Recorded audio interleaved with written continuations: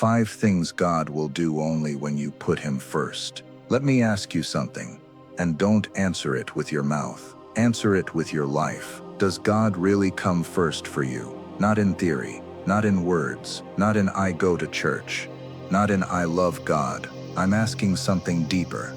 Is God truly first in your decisions, your desires, your priorities, your time, your relationships, your money, your identity, your future? Because here's a hard truth we don't like to admit. Many Christians love God, but don't put Him first. We fit God into our schedule instead of building our schedule around Him. We pray when we're desperate, but ignore Him when we're comfortable. We say, God is my priority, but we let fear, people, money, emotions, and distractions lead our life. We treat God like an emergency room, not our daily bread. We run to Him when pain hits, but disappear when blessings come. We beg for His will, then argue when He asks for surrender. But listen, there is a supernatural shift that happens when God stops being a part of your life and becomes the king over your life. There is a peace that replaces anxiety,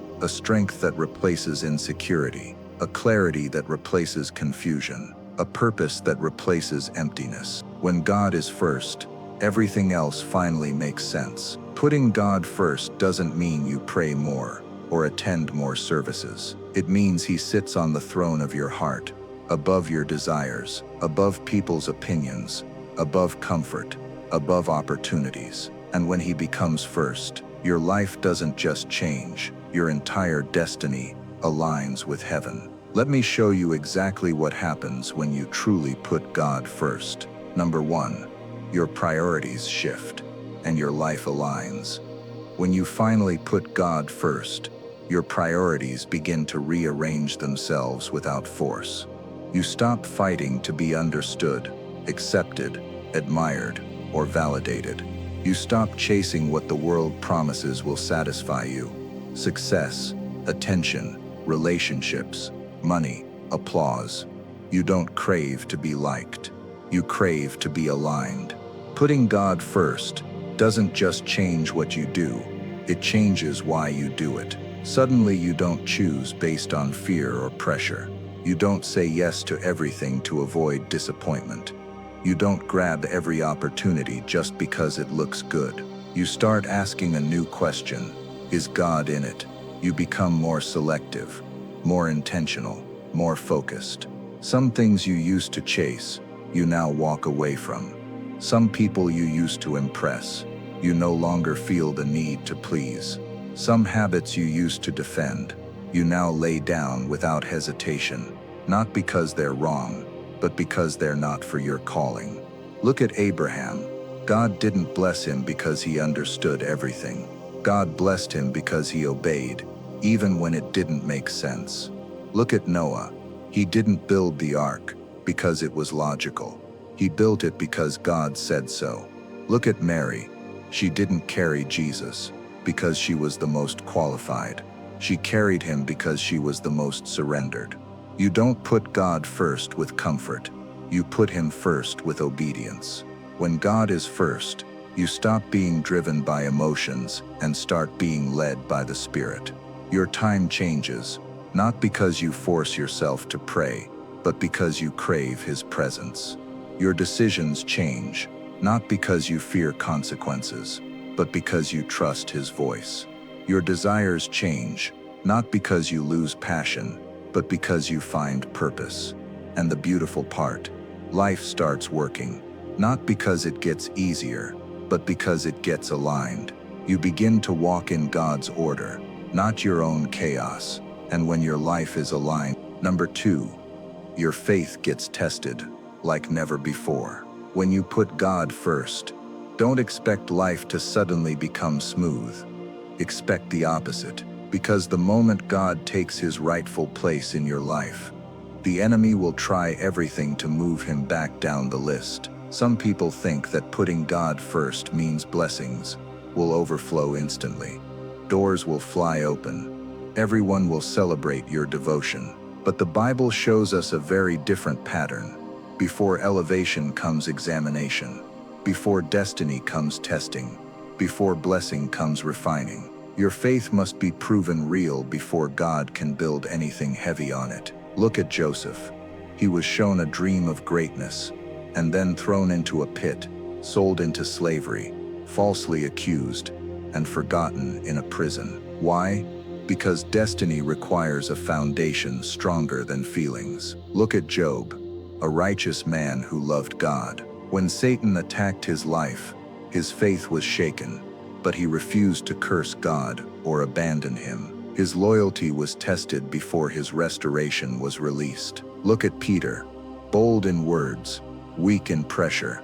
His faith was exposed by failure, so Jesus could rebuild him into a rock, strong enough to lead the church. God tests what he intends to trust, and when you put God first, he will test every area competing with him. If money is an idol, finances will be shaken. If people are your God, relationships will be tested.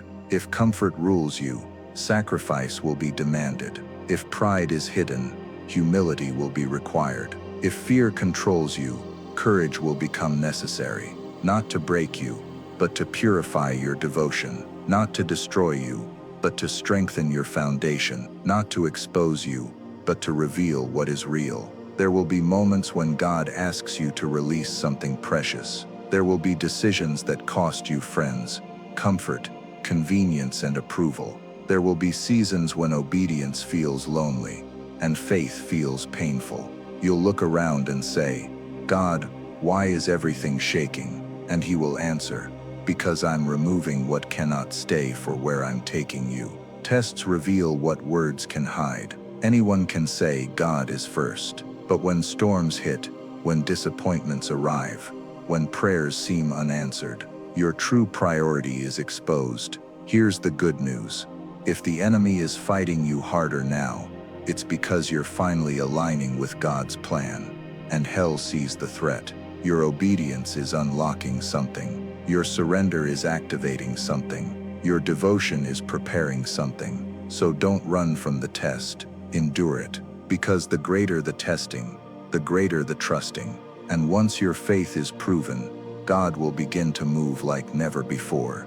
Number 3. God starts fighting battles you never could. When God becomes the true priority of your life, something powerful happens. You stop fighting battles that don't belong to you. You don't waste strength trying to force outcomes, fix people, prove yourself, defend your name, or fight every attack. You begin to realize that some battles are not yours.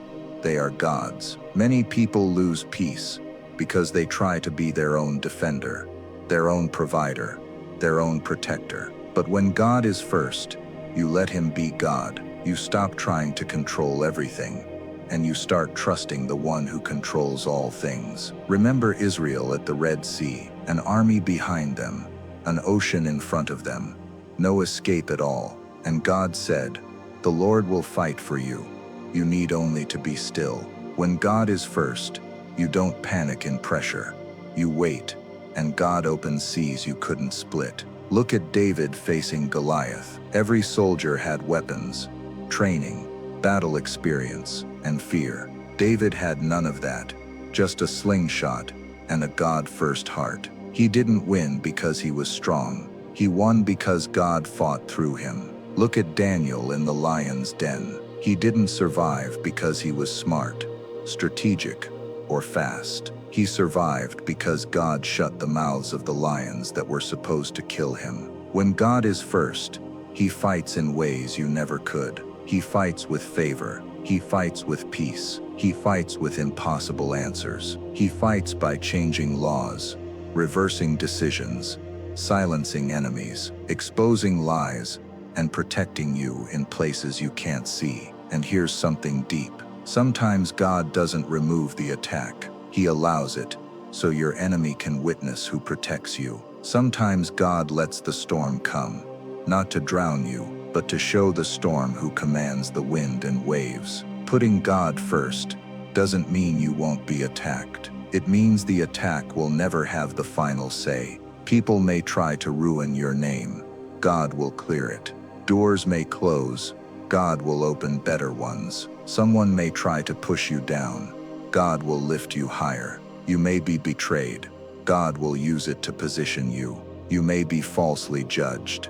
God will use it to reveal truth. When you put God first, your enemies become instruments of your promotion. You fight on your knees, not with your ego. You stand still when others panic. You speak peace when others expect anger. You walk away from conflicts that used to steal your joy, because you finally understand victory is not something you achieve. It's something God gives. And when God fights for you, the outcome doesn't depend on what you can do. It depends on who He is. Number 4, God changes your relationships. When you truly put God first, one of the most shocking changes won't be in your job, your finances, or your feelings. It will be in your relationships. Because when God is first, He begins to filter the people around you. Not everyone can stay connected to where God is taking you. We often pray for God to bless us, elevate us, promote us, use us, but we overlook something even more important. Who is walking with us where God is taking us? Sometimes, before God adds, He subtracts. Before He connects, He separates. Before He brings the right voice, He removes the wrong one. When God is truly first in your life, some friendships will fade without explanation. Some family relationships will become distant. Some opportunities will suddenly close. Some people you admired will show their true intentions. Some circles will no longer feel comfortable. Not because you're better than anyone, but because your spirit has shifted. You no longer feed on gossip. You no longer enjoy sinful distractions. You no longer laugh at what offends God. You no longer give energy to what drains your peace. The things you used to tolerate become toxic to your growth. The people you used to chase now feel unnecessary. The conversations you used to enjoy now feel empty. And watch this. When God is first, your presence will convict those who don't want God. You won't even need to preach. Your lifestyle will be uncomfortable to them. Your peace will irritate their chaos. Your discipline will confront their excuses. Your faithfulness will expose their inconsistency. So they'll distance themselves. They'll misunderstand you. Some may criticize you. Others may call you changed, different, too spiritual. That's okay. You are changing. You are different. And you're becoming spiritually aligned. Even Jesus didn't keep everyone close. He had 12 disciples, but only 3 went with Him up the mountain. He fed multitudes, but He didn't confide in them. Judas walked with Him, but Judas wasn't for Him. And you need to understand this. Some people are with you, but they are not for you. They love your personality, not your purpose. They love your presence, not your future. They love your gifts, not your growth. Putting God first forces you to choose purpose over popularity, destiny over comfort, truth over approval. And when you do, God will bring the right voices, people who sharpen you, challenge you, pray for you, protect your calling, and push you toward Him, not away from Him. He will bring relationships that align with your assignment, not to just walk with you, but to walk toward God with you. So don't fear when God removes. Don't panic when God separates. Don't chase what He's blocking. Sometimes losing people is not loss, it's divine protection. Because when God is truly first in your life, your relationships stop being attachments and start becoming assignments. Number 5. God begins to trust you with purpose and influence. When God becomes truly first in your life, you don't just receive blessings, you become one. You don't just pray for opportunities, you become an opportunity God uses. You don't just seek purpose, you carry it. And here's the mystery most believers never explore. God does not trust purpose to everyone who believes, but to those who put Him first. When your heart is surrendered, God begins to release assignments. He gives you influence, not to be admired, but to be impactful. He trusts you with people, with ministry, with responsibility, with wisdom, with resources, with revelation. Not because you are perfect, but because you are surrendered. Many ask God for promotion, but they still want to control their life. Many ask for elevation, but they won't obey when God says wait. Many ask for blessings, but refuse to change what blocks them. God doesn't promote potential, He promotes surrender. Joseph wasn't elevated because he interpreted dreams. He was elevated because he remained faithful in the prison, loyal in the pit, obedient in slavery, pure in temptation, and humble with promotion. God trusted his character before trusting his influence. Esther didn't become queen because she was beautiful. She became queen because she was willing to risk everything to fulfill a purpose that wasn't about her, but about God's people. Solomon didn't receive wisdom because he asked for wealth, fame, or victory. He asked for discernment to lead God's people, and because God came first in his request, everything else was added. Jesus said it clearly, "Seek first the kingdom of God and his righteousness, and all these things shall be added unto you." Matthew 6:33. We often quote the verse, but ignore the instruction. God is not promising all things to those who seek blessings, opportunities, success, or answers. He promises all things to those who seek him first. All things to those who seek him first. When God is first, you're not chasing influence. You carry influence naturally. You're not chasing money. Provision finds you. You're not chasing platforms. God opens doors you didn't knock on. You're not trying to be recognized. God reveals your name in rooms you never entered. Your purpose becomes weighty. Your words become impactful. Your actions become intentional. Your life becomes a vessel. You don't just serve God at church. You serve him in business, in conversations, in leadership, in decisions, in how you treat people, in how you handle problems, in how you carry yourself. And here's the beautiful truth. God trusts those who make him their treasure. Because when your heart is secure in God, power won't corrupt you. Success won't distract you.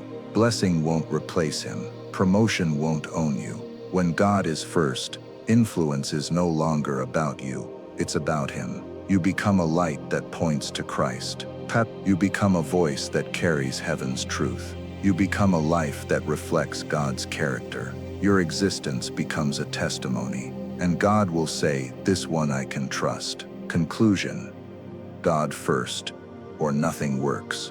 Let's end with a question only you can answer. Not with your lips, with your life.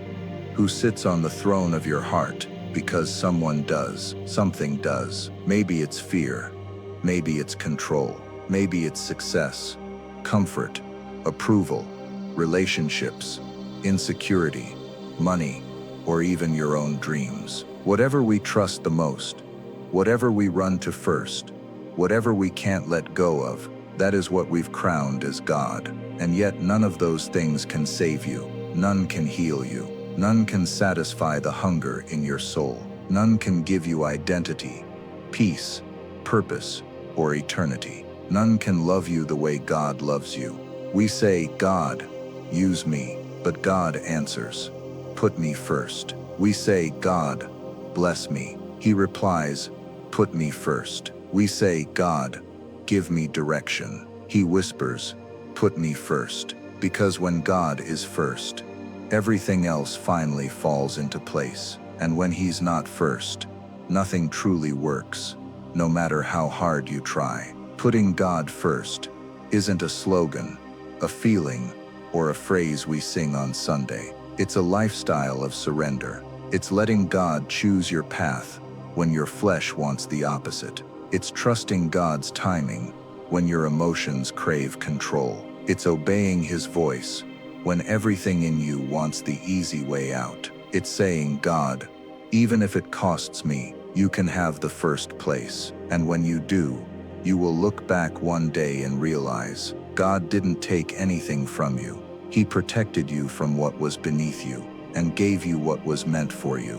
So today, right now, make a decision. Not God, be part of my life, but God, be Lord of my life. Put him first, not with a prayer alone, but with a surrendered heart. Let him lead, let him align, let him fight for you. Let him choose who stays in your life. Let him shape your purpose, because the moment God becomes first, your life will finally begin to look like it was designed to be, not ruled by fear, not driven by pressure, not led by people, but anchored in the one who created you for something eternal. Today, give God the throne he deserves. God first, or nothing works. Choose him, and let your life prove it.